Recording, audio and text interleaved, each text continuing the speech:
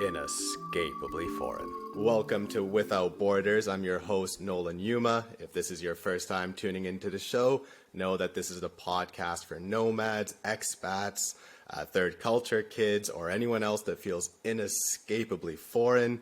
Today, I'm here with Dr. Stephen J. Heine. He's a scholar and a professor of social and cultural psychology at UBC. That's the University of British Columbia, where I went. His research has challenged key psychological assumptions in self-esteem, meaning, and the ways people understand genetic constructs. And if you've listened to the show before, or if you read any of my work at withoutborders.fyi, you'll know that the most quoted book is Cultural Psychology, which is Steve's book. So I'm sitting here with one of my academic and intellectual heroes right now. So it's 12 at night. It's midnight for me here in Spain, but I am very excited to have Steve on the show. So Steve, how are you doing today? I'm doing great. Pleasure to meet you, Nolan. I'm excited to be on your show. Thank you. So Steve, just to start it off, of course, I have a little bit more of an academic background with cultural psychology, thanks to your book and my professors at UBC. But how would you define culture? So there's a lot of different ways that people do define culture. To me, I like a definition that gets, I think, right to the most basic level. And I see culture is the information that we share with others, that we learn from others. So we're a species that likes to share our experiences. Our brains, the reward centers of our brains light up when we talk about our own experiences. We find this really engaging. And because of that, because we're always sharing our experiences with each other, we're always sharing information with each other. And this shared information comes to create a shared reality that we live in, that provides us norms to guide our behaviors. And that's our culture, at least to me, that's the most basic definition of culture. Yeah, so keeping that definition in mind, I think of some people, when they think about culture, their mind immediately goes to museums or it goes to language, which kind of relates more to that definition. But how would you react when some people, let's say like in Canada, they go to Europe and then they come back and then they say, there's so much more culture there? Right. Yeah. Well, I think what they're referring to there, it's still this kind of shared information that we have out there. It's just that in Europe, there's a longer history of that shared information than the colonial culture that Europeans brought to Canada, where I live. So the colonial culture is only a few centuries old. I'm at University of British Columbia. It recently celebrated its 100th anniversary, and it's the first university in the province. So it's a pretty recent colonial culture. Clearly, there's been people living here for thousands of years before that, but the colonial Canadian culture is the one that kind of has spread across the country in kind of a somewhat unifying way, and that's so recent. Whereas in Europe, you can see all of the artifacts of this shared information that people have been exchanging for centuries. So I have that sensation too when I go to Europe, just things that, wow, you can just see these are ideas and ways of living that go back centuries, and especially in Western Canada, it's just so recent. Yeah, definitely. And I understand that feeling too when you're in Europe, but I always play the devil's advocate when someone says that, and then I bring up the hundreds of indigenous languages that we have in Canada. Yeah. And then if you take just the white man out of the equation, then you start to realize how much culture and how much shared information there really is in Canada as well. Certainly. And just for the listeners right now, because of course I have a little bit of the background, but just so we're kind of here on the same page, one thing I think is important to bring up is the hierarchical framework that you created with Ara Nornzayan. Can you kind of summarize it for the listeners? Because I think it's a very good starting point for people who want to think about culture in a more in-depth way. Sure. Yes, so we created this hierarchy for thinking about cultural universality, when we can say something is universal to people all around the world, or whether it's specific to certain cultures. And it's actually not that straightforward to distinguish between what is something that's culturally universal and what is something that's specific. So there are some psychological processes that do look pretty uniform around the world, to the best that we can tell. So these are things such as that, familiarity leads to liking, that repeated exposures to something makes us process that more easily, and that makes us like it more, have a positive feeling when we encounter that. And that's something that doesn't differ much between cultures, at least from what we can tell. And so that's something that we call, that's our highest level of universality. We call that an accessibility universal. Then one step down, there's another level of universality, and that's where that people do things for the same, use psychological tools for the same function everywhere, but they use them to differing degrees. For example, what would be a good example of this? Just the idea that perhaps that people will frown when they're angry. Okay, so that when people frown when they're angry, they do this to a degree everywhere, but the degree varies somewhat. The way that people express their emotions, there's a certain cultural accent on the way that they express their emotions. So we would call it that in general it's quite similar, but it differs a little bit. And so that's something that we call a functional universal.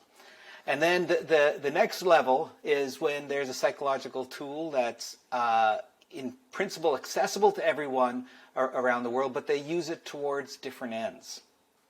And an example of this, perhaps from my own research, I've studied what motivates people to do their best, and I'm looking in a Japanese and a North American context in Canada and the US.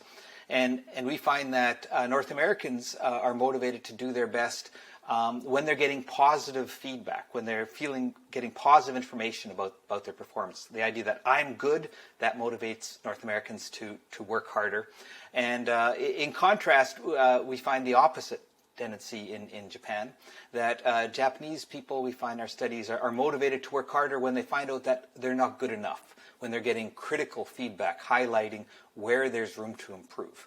And so this here, we're getting a pretty pronounced cultural difference, but it's still using the same underlying basic tools. Like, we're still motivated to do our best. It's just being motivated by different means. And we call that an existential universal. And then the last level of universality is, we call it a non-universal, and that's something that just is simply a psychological process that is just simply not evident in other cultures. And this is meaning that it's a cultural invention. Certain psychological tools are cultural inventions. And a good example of this is mathematical reasoning, which I think is an interesting one, because math is, universal across the universe. That, the way that, basic physical properties of objects work in constant ways across the universe. But our ability to understand math is something that is learned, and there are some cultures that don't have numeric concepts beyond number 2. So they have a number 1, they have a number 2, and then they have something more than number 2. So all that we know about math is stuff that people have invented and shared with others, and then that we've ultimately learned in our schools. And so that's something that if you haven't been exposed to that, you can't do math. The idea of what is a fraction, if you've never been exposed to math, is just something that you cannot compute. And so that's the lowest level of universality. We call that a non-universal. Yeah, so I love that example. I remember reading that in the book. But, I've read the book 3 or 4 times now, so I've got quite a few of the details memorized. And then another one just related to that, and I love bringing this up, is the Muller-Lyer illusion. Oh, yeah. Right? Because often people think that these illusions that we learn are true. You would think that it's universal, but then it turns out not to be the case.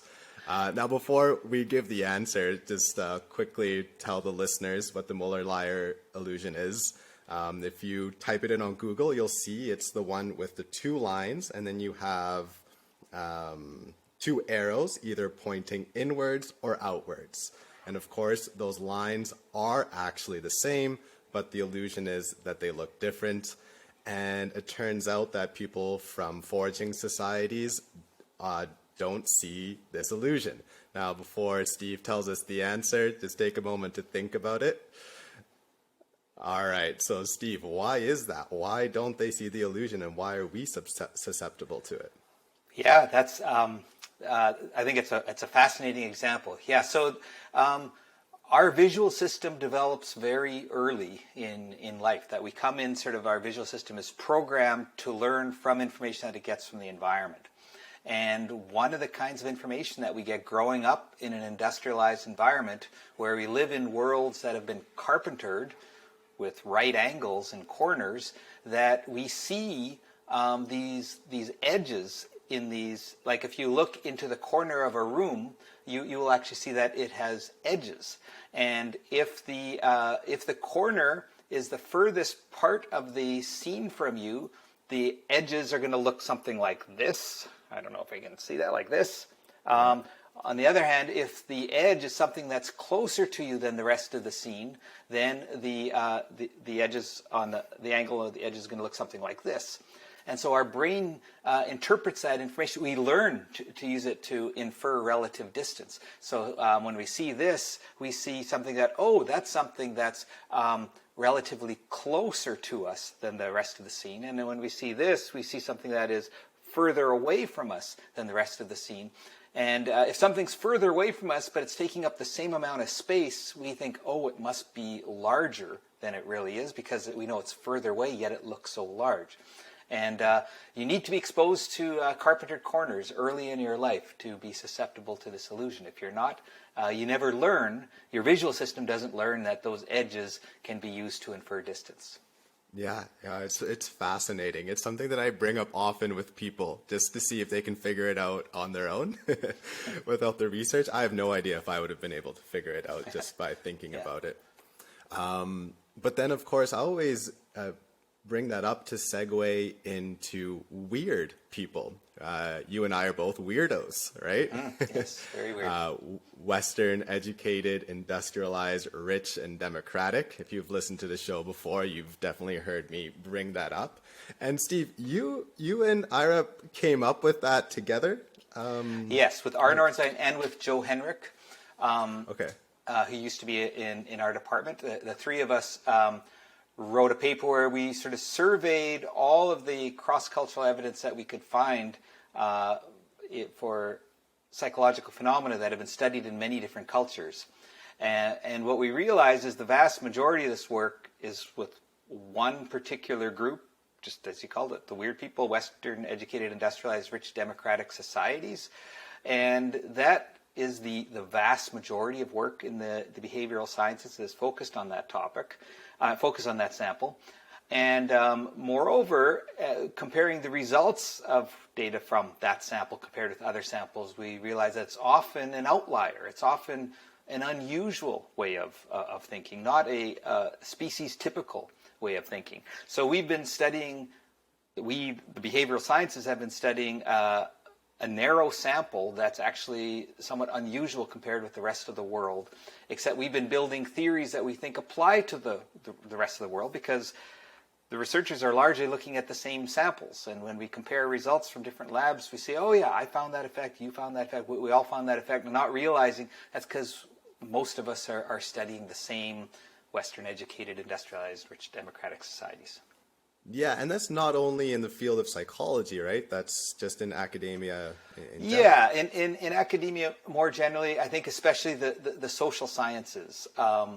And that, I think, is an interesting phenomenon in itself, that why it is that, there are more psychologists per capita in the West than there is in the rest of the world.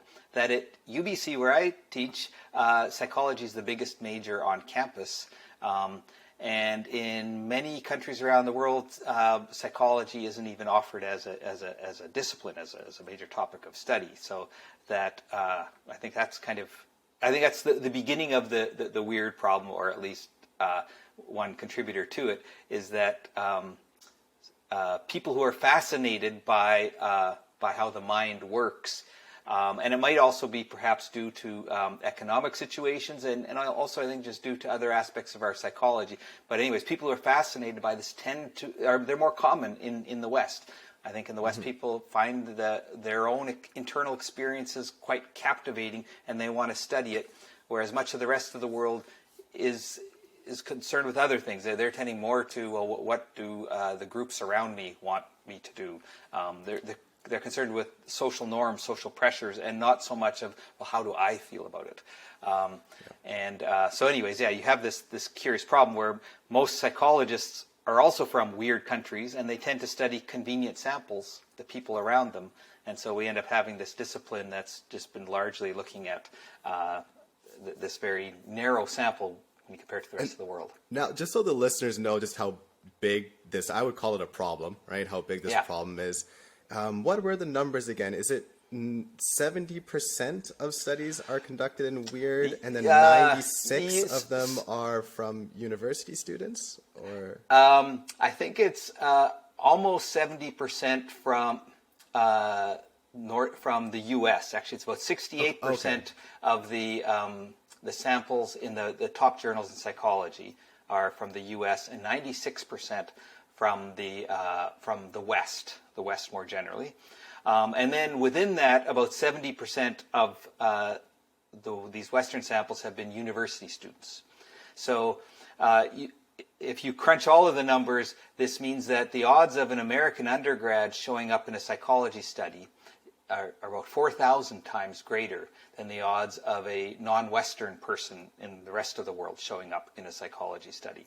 So it really is a very distorted view that we have of the world, because we've largely been looking at this one group that's not all that big, but has somehow got to define how we understand the psychology of the rest of the world. Yeah, so you just hinted towards why that could be, one, financially, and also just interests, right? What the people are concerned with. But I think money must be a pretty big indicator, because reading your book and then also just looking at other research, I notice now that there is a lot more psychology research and social science research in China and in Japan, and, well, I don't know about Korea, but I've definitely read quite a bit in Japan and China, and I assume it's because there's more money there. Am I correct in saying that? Or are they just concerned with different things now? I would say that, yes, on average, wealthier societies are more likely to be studying psychology. I do think that, psychology has been growing a lot in East Asia recently, but historically it hasn't been such a big topic of study. It's growing in its popularity there. I think it's been less common there historically, though. Just because part of the self-concept, the way that our mind is organized to understand the individual's perspective is shaped by cultural practices. And growing up in the West, the cultural practices are very much about how to be an independent, self-sufficient entity. And how do you take care of yourself? How do you perceive the world? And I think growing up in that mindset, you become very sensitive to attending to your inner experiences. These inner experiences play a big role in your understanding of who you are. We call this an independent self-concept. And in much of the rest of the world, in non-Western cultures and East Asia in particular, there's a sense of the self, who the individual is it's tied up in people's ideas about relationships that they have with others, roles that they have in those relationships and groups that they belong to. So it's much more of these social aspects of the individual, that those get wrapped up in the self. And that leads to a perspective not inside but outside, to what is everyone else doing? Yes. What do others expect of me? And having that more external focus here, I think, is quite different from the kinds of concerns that psychologists study. And I think so. Our psychology, I think, has largely been built on these ideas that have grown out of the West, where people have, for some time here, have had more of this individualistic, independent self-concept that directs their attention inwards and makes them interested in these questions about psychology and why do I feel that way. And I think those are just considered less often in many other parts of the world.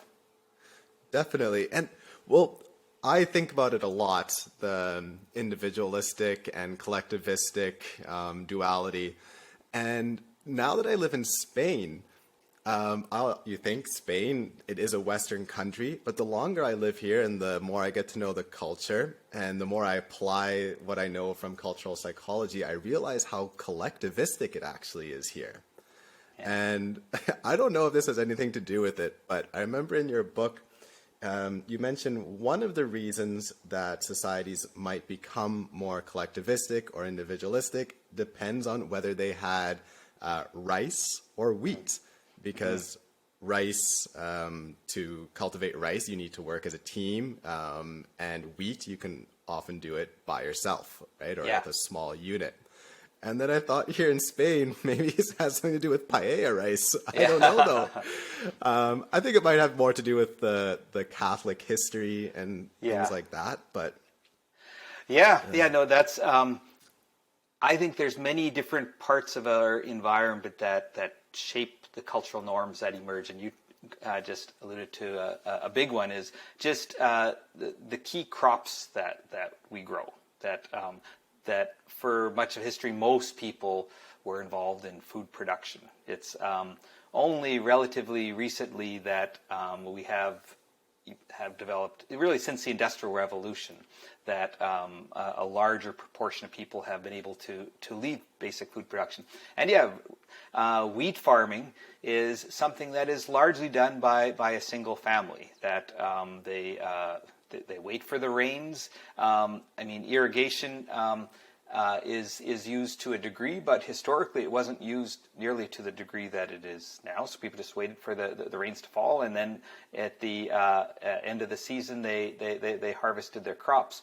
Whereas growing rice, it's quite different. That rice is grown in paddies in standing water, and that means you need to have a shared irrigation system, because where when you flood your paddies has to be the same time that your neighbors flood their paddies, and so this involves a lot of coordination with others, and actually a hierarchical power where you look up to the governing authorities who are involved in deciding when this is happening.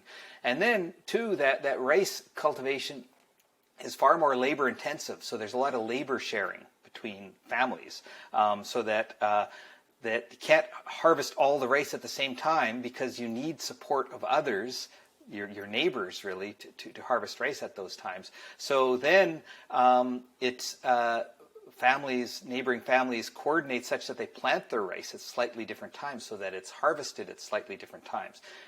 And all of this involves a lot of coordination with your neighbors. You have to learn to get along with neighbors and learn to do things in sync with neighbors, to coordinate with them.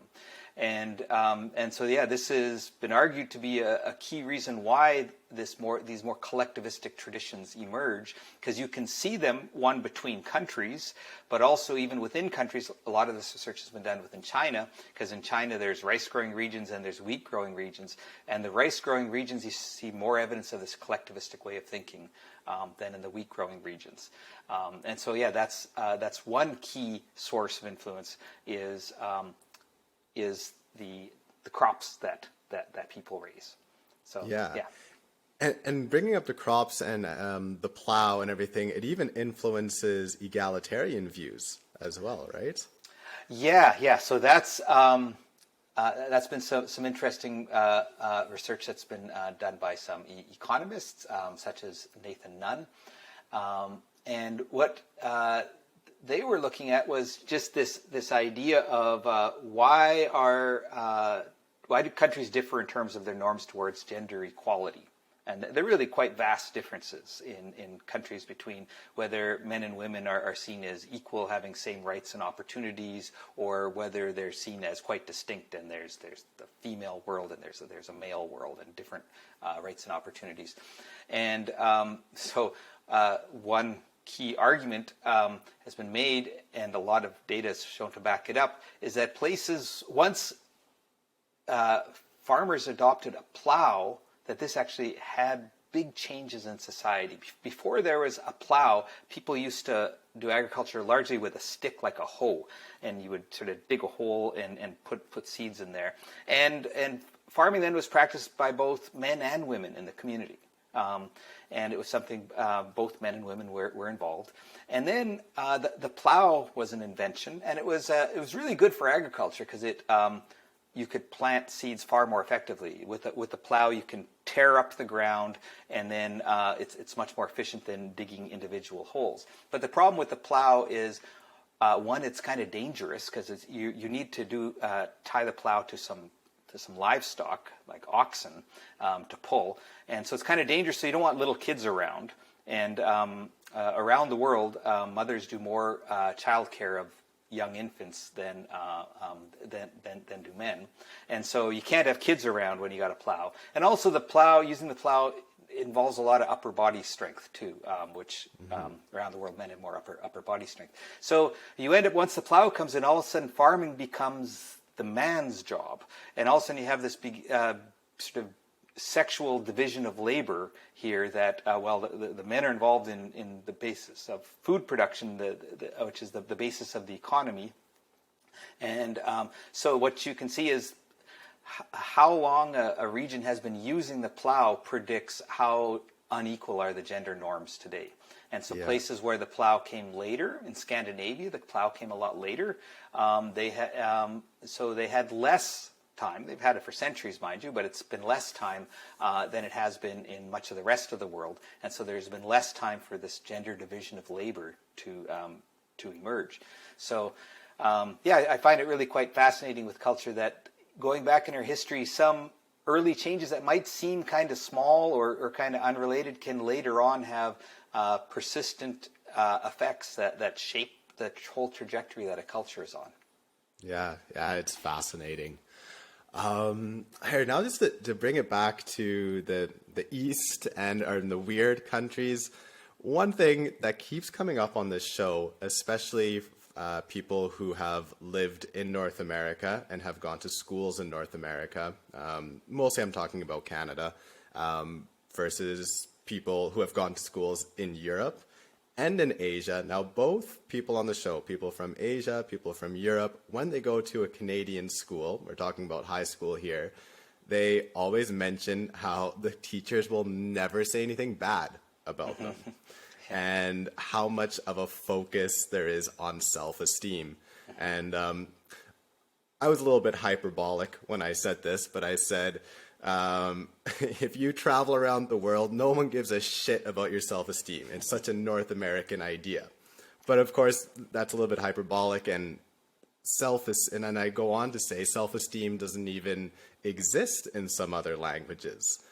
But of course, it does in a way, right? Because it's just how we understand and how we define self-esteem.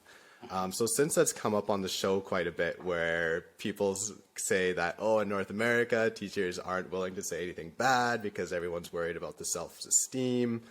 And then in the rest of the world, they don't care about self-esteem. But that's not really true. So can you expand on that a little bit, like the three faces of self-esteem? And because I know it's one of your expertise, right? I've done quite a bit of research on this, and it's really the topic that I've started today. It was the first topic I looked at in my career, and I got interested in this because right after I received my undergrad, I went to teach English for a couple of years in a tiny town in rural Japan, town called Obama, of all things. And I came fresh from university with my psychology degree, and I thought I understood, I learned a lot of things in school about, how people work and what motivates them, and I tried to apply that being a teacher. And so one of the things that I would do is whenever I was teaching my Japanese students English, whenever they would try something, I would say, good job. And I would always be co-teaching with a Japanese teacher, and this one teacher particularly, he would often bring me aside, and he was bothered by me doing this. He goes, "Why did you tell that kid he did a good job? He did a bad job." And he goes, "Don't you want them to learn their English?" And I found this really confusing because, of course, that's what I'm trying to do too. And we just had very different strategies. He thought the way to do it was tell people, you've done a bad job, and that would motivate them. And I thought the opposite. And this ultimately has sort of led to this research program that I have on what are the different ways that people view themselves positively around the world. And I think in the West there is this idea of self-esteem that to view oneself positively, it's taking the individual's own perspective that really matters. So having self-esteem is when the individual says, "I think I'm good," right, or "I believe I'm good," and it's really from the individual's perspective. And there's been a lot of research showing that having the sense of self-esteem does predict a lot of positive outcomes in the West. That people who have higher self-esteem, on average, do achieve more in school. They tend to fare better in a number of ways. That this confidence is key. But it's an important note to highlight there is that you said in the West, right? Yes.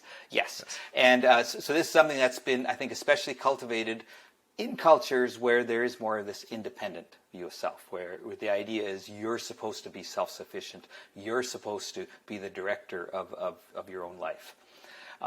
And self-esteem, I mean, in the West too, it's actually a fairly recent topic of study. It's really caught on in the 1960s. Is when people started to study it. And if you look back at that early research from the 1960s to now, you realize that, as some people like Jean Twenge, a social psychologist, has identified, is that self-esteem has been going up in the West. And it's gone up quite a bit. Almost 20% since the 1960s is people's self-esteem. It's gotten so high now that the most common answer on a self-esteem scale is the highest possible scale. That's the most common answer among American participants. They couldn't answer the questions any more positively than they already do. And so there's been this growing movement. People are viewing themselves in the West more and more positively.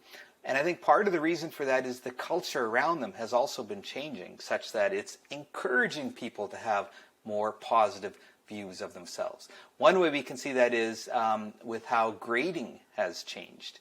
There's a nice analysis of this done by some psychologists who are looking at what were the most common grades back in the 1940s in the U.S. And the most common grade then was a C. A C was the most common grade, and an A was reserved for the rare student who really stood out. So only about 15% of the students would get an A in the 1940s. Most people would get a C, and that has changed so that it's something like now an A is the most common grade at American universities. Something like 40-something% of students are getting an A in classes, and this changes because the universities have, or individual instructors, well, really I think the whole culture has changed such that that the desired way of evaluating students is to come up with an evaluation where people are doing positively. So that teachers, instructors here, they're making the exams, and you can make an easy exam or you can make a hard exam. And the exams really have gotten easier over time, such that the idea is that they want most people to come out with an A out of the course and to think they're doing well. Whereas before, I think it was more that it was more kind of like the Japanese instructors that I was telling you about, who the idea that no, you want to provide some critical feedback to people so that they know where they're lacking. They know where to focus their effort. So there's been this change over time, and so you see they're kind of going in parallel, that average grades have been going up, and average self-esteem has also been going up alongside that in the West. You personally, do you think this is a good trend? Do you think this is a positive trend, or do you think it has some negative effects? I tend to view self-esteem more I'm kind of agnostic if it's good or if it's bad, in the sense that I think people end up getting a self-view that fits with their culture. So if the culture is changing in this way, that the idea is that we're supposed to be focusing on what's good about ourselves, then it is more functional to have high self-esteem in that culture. If the culture, though, is changing, or if it has for some time been a culture which emphasizes the interdependence of the individual, and so that a person is supposed to fit in with others and is supposed to take on the roles required by others, then I don't think self-esteem is so functional there. And there, in fact, it can be more adaptive to be focusing on where you might be have some shortcomings, where you might be likely to jeopardize getting a positive view from others. And so, I guess what I haven't said is I think, self-esteem is the way of viewing yourself positively that matters in the West. And I think, at least in East Asia, the corresponding view, I would use the term face for. Saving face. Saving face, yes, exactly. And face is something that shares some commonalities with self-esteem and some key differences too. So like self-esteem, it's about having a positive view of yourself. But some key differences are, face is based on what others think of you. So your face is ultimately in the hands of others. And that really changes things from a psychological level, because when the concern is about building your own self-esteem, what matters is your own perspective. That if I think I'm doing well, then I'll have high self-esteem. And it's kind of up to me to interpret things in a way where I end up looking good. And that's a way of building self-esteem. But when it's face and I need others to view me positively, well, that changes the dynamics a lot. Because now it's like, how can I present myself in a way that I think others will like? And one key way of doing that is making sure that you don't have any shortcomings that is going to cause others to think negatively of you and might cause you to lose face, which is very problematic in East Asian society. Yeah.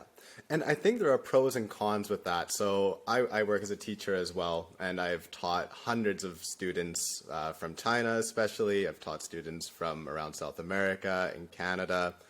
And I'll just be honest, on average, it is a pleasure to teach Asian students compared to Western students.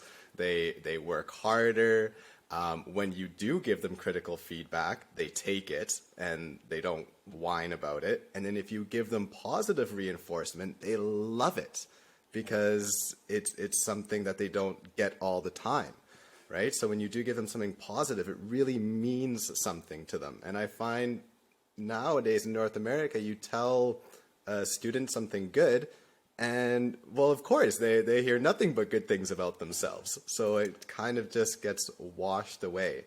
Yeah. But then on the flip side, how you just described saving face, it is so much easier to get a Western child and a North American child to express their opinion about something. If I say, create a context sentence or explain your opinion here, and they'll just go off. Whereas many Asian children that I teach, you really got to force it out of them to get the opinions out.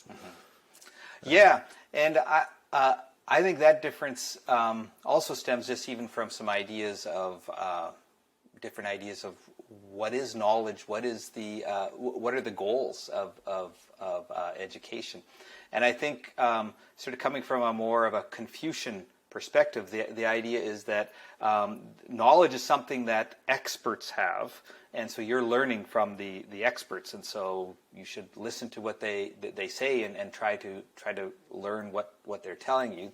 And I think a lot of ideas about Western knowledge perhaps stem back from some classical Greek ideas, Socrates, that knowledge is something inside of you that you have to come and to you understand things by questioning others until they are able to figure things out for themselves. And there's this much more of this emphasis on the individual learning things, and that the individual can create some of these kinds of knowledge.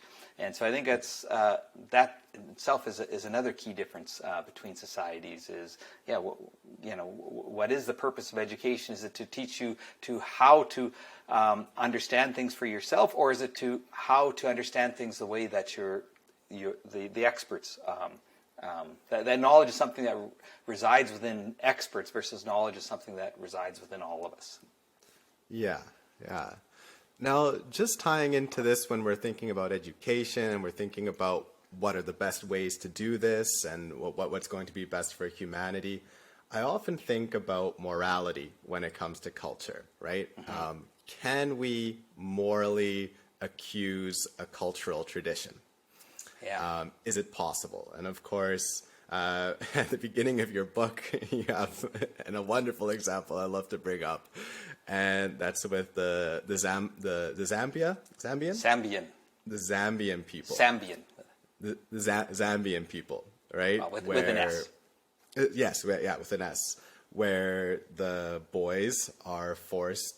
Well, not forced, I guess, or just it's part of the culture there to perform fellatio in order to obtain masculinity, right? And you kind of bring this up just to talk about how we think about sexual orientation, right? Because they go from a gay sexual orientation to eventually being allowed to be straight and to have a wife.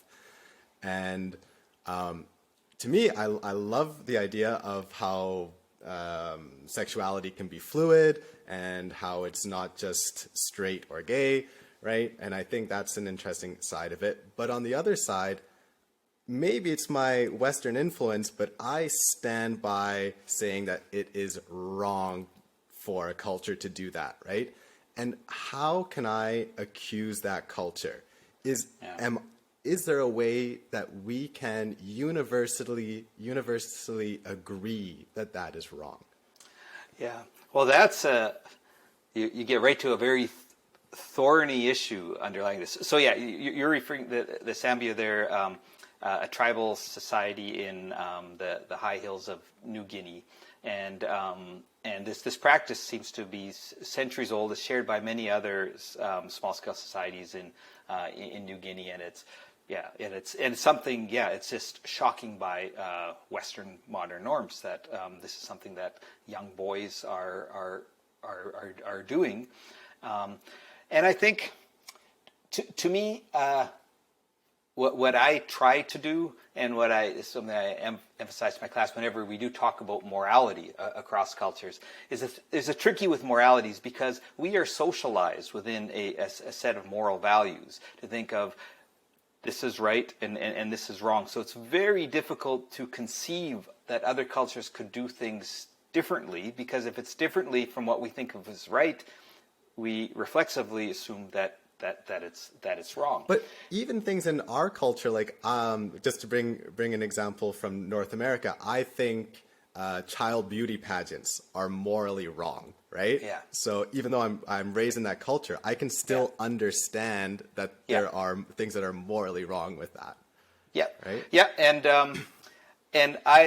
I mean, there's lots of other cultural practices and practices here within Canada that I also agree are wrong. And I don't think it's problematic to have views of other cultures like this. I think that's just natural because, we do learn a set of moral values, and that guides our life, and we judge people on whether they stick to it. And you do find sometimes that cultures can have practices that go strongly against that.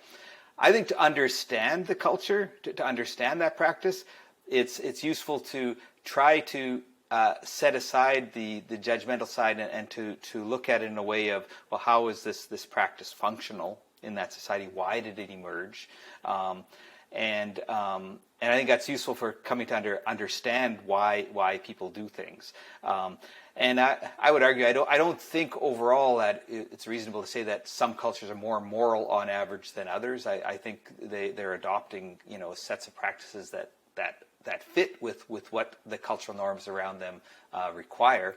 But yeah, it's a remarkable diversity around the world of the kinds of things that people do, and many of the things that people do are far outside of what the norms are within Canada of what is appropriate behavior. Well, one thing you say right there, what I think is really interesting is the fact, is it functional, right? Would it be fair to say that one good way to think about morality in a universal way is if that practice is no longer functional and no longer progressing the culture? Can we say that it's wrong in those terms then? Yeah, that's interesting. I think at heart this is a very thorny debate because functional for whom? And I agree that there's lots of things traditions that continue and often would be seen as problematic now. Some of the traditions that continue that maybe used to make sense in the past. I think, for example, a gender division of labor used to make sense in the past when society was structured around that, and society, the norms have changed, and I don't think that same gender division of labor makes sense anymore, even though people with more traditional views will think, well, this is the way it's always been and it should continue to be that way. And so, yeah, you always are going to have within any society that some people are going to be embracing traditions more, and some people are going to be looking forward more to the new world that we're living in, and people differ in that regard. And I think could be value both in trying to respecting traditions and in looking to come up with new norms for the new changing cultures, because the cultures are always changing. They are always fluid. We have new inventions coming by, that we now live in a world with smartphones. As of this year, it seems like we live in a world with artificial intelligence too, and that's going to change the kinds of norms that we develop in a society of what is the effective way to live. Our traditions, are what got us here, and some of those traditions maybe are going to provide a good foundation for us going forward, and other of our traditions are ones that are now causing harm. But I think there's always going to be a lot of debate within a society of what is more harmful and what is more value. And I think, this is always, I think, going to be a perennial topic of debate between those endorsing more traditional views in society and those endorsing more progressive views.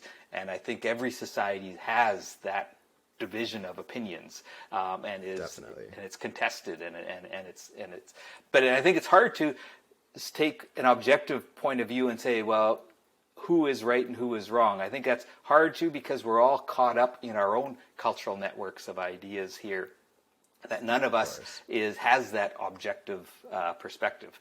And so, I think morality is often confounded with these subjective perspectives based on the various cultural subcultures that we all live in, because we all do live in different collections of subcultures. That I'm not just Canadian. I live in Vancouver, but I belong to various different social networks, and those have all shaped the way that I think, and that's the same for everyone. And all of those influences here have nudged us into the person that we are now, and including our views on very contentious moral issues.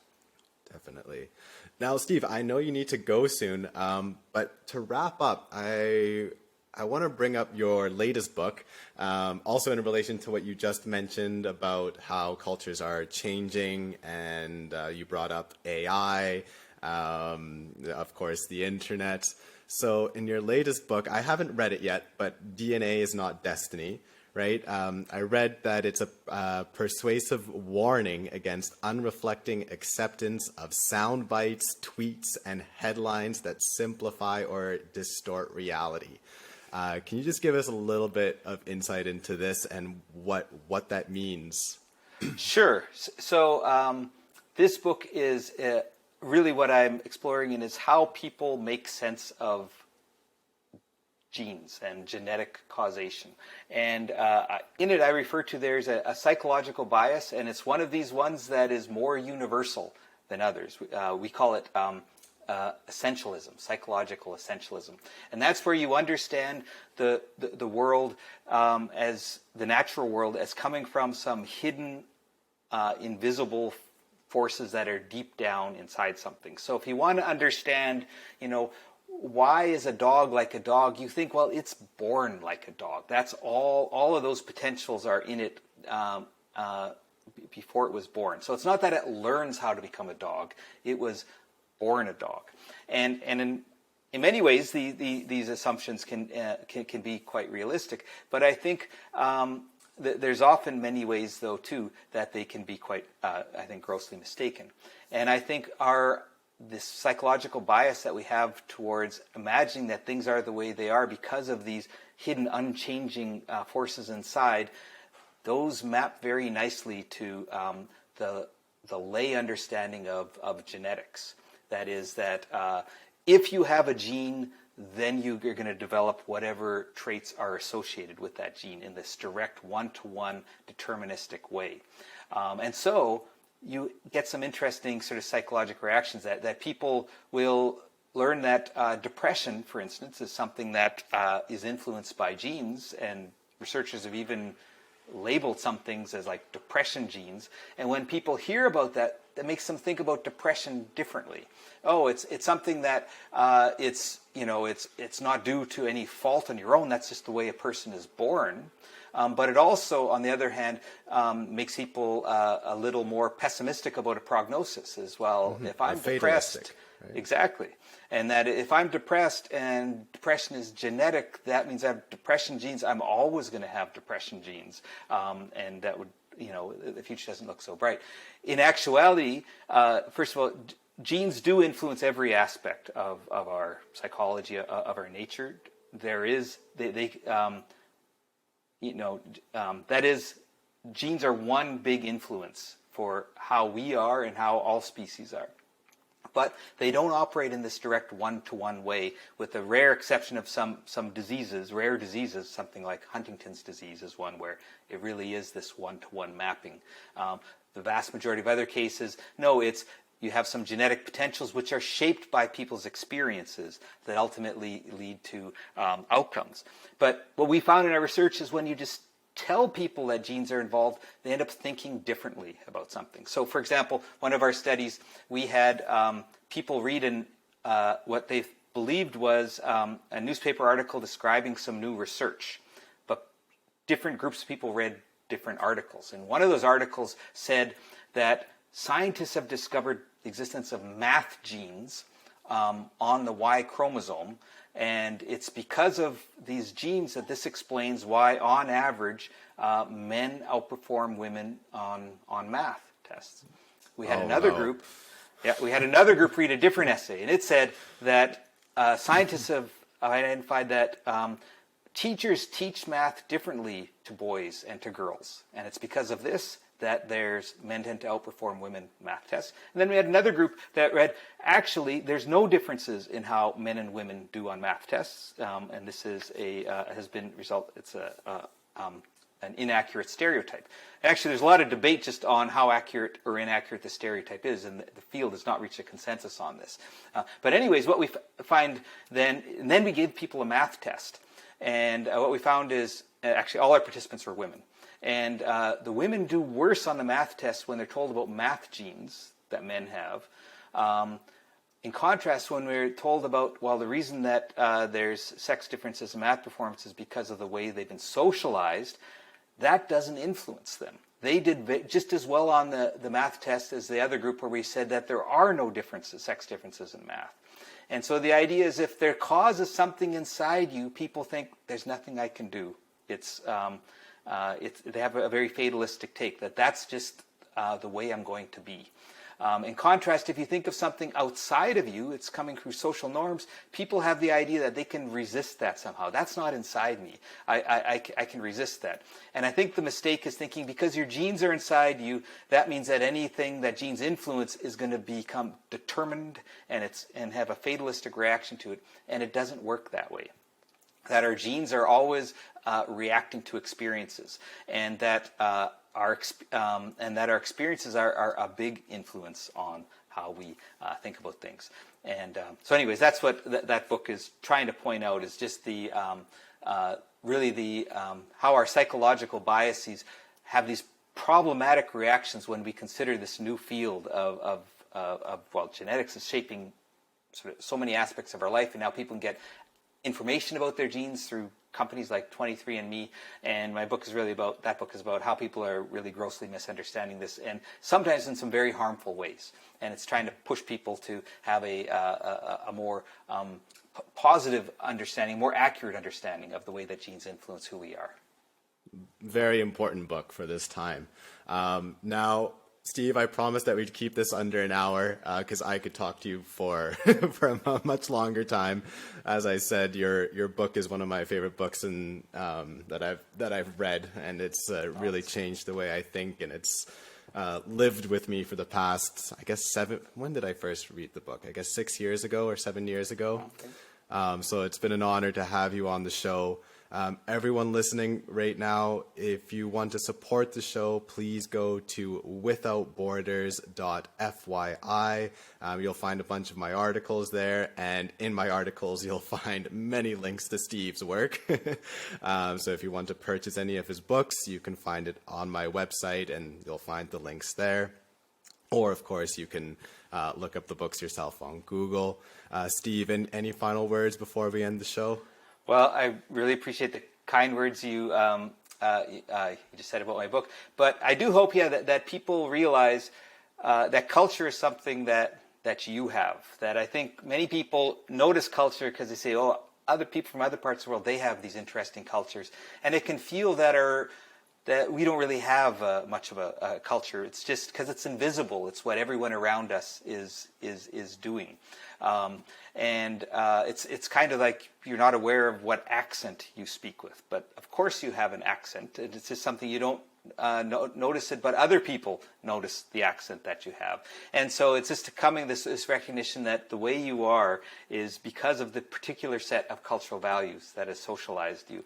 And so I think it's a good exercise to try to reflect upon what are these different cultural sources that have led you to becoming the person who you are.